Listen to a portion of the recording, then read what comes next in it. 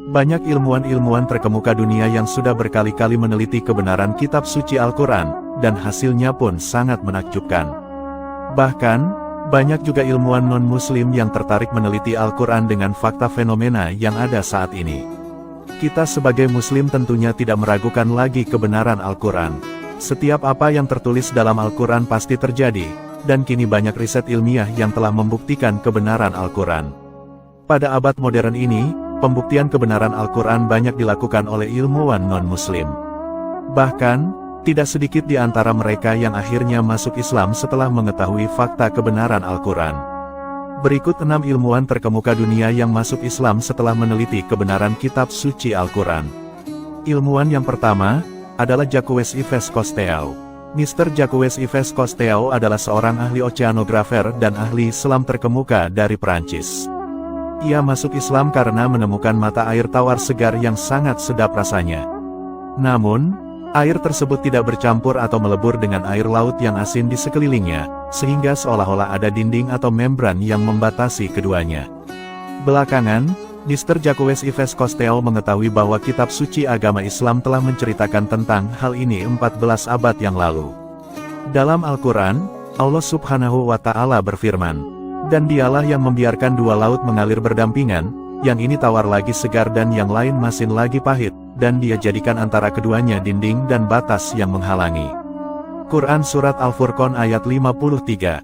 Setelah mendengar ayat-ayat tersebut, Mr. Cousteau lantas terkagum dan ia pun memutuskan untuk masuk agama Islam. Ilmuwan yang kedua, yaitu Tagatat Tejasen. Tagatat Tejasen adalah ilmuwan Thailand di bidang anatomi. Tagatat Tejasen masuk Islam saat penelitian dermatologi dalam tinjauan anatomi. Dalam penelitiannya, lapisan kulit itu terdiri atas 3 lapisan, yaitu epidermis, dermis, dan cutis.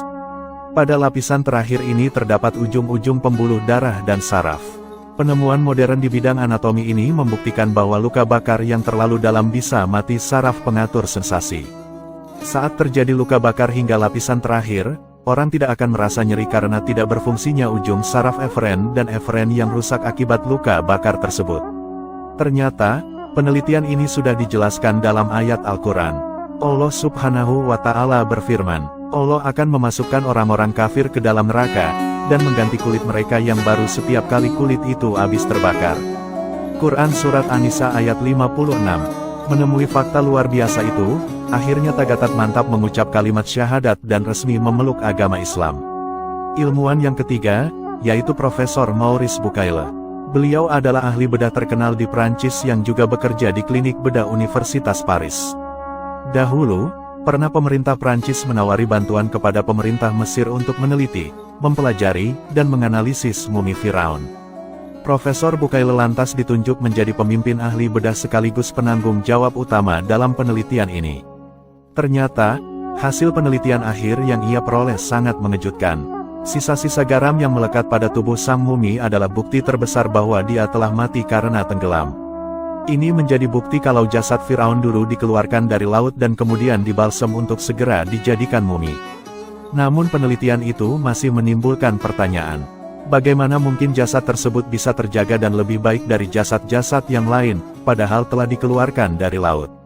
Kemudian, ada salah satu di antara ilmuwan muslim yang membuka Al-Quran dan membacakannya untuk Profesor Bucaille. Di dalam Al-Quran Surat Yunus ayat 92 dikatakan, bahwa Allah Subhanahu wa Ta'ala berfirman, "Maka pada hari ini kami selamatkan badanmu supaya kamu dapat menjadi pelajaran bagi orang-orang yang datang sesudahmu, dan sesungguhnya kebanyakan dari manusia lengah dari tanda-tanda kekuasaan kami." Quran Surat Yunus ayat 92. Ayat ini rupanya sangat menyentuh hati Profesor Bucaille. Setelah mengetahui kebenaran itu, akhirnya Profesor Bucaille memutuskan masuk agama Islam. Ilmuwan keempat, yaitu Charner Nasa.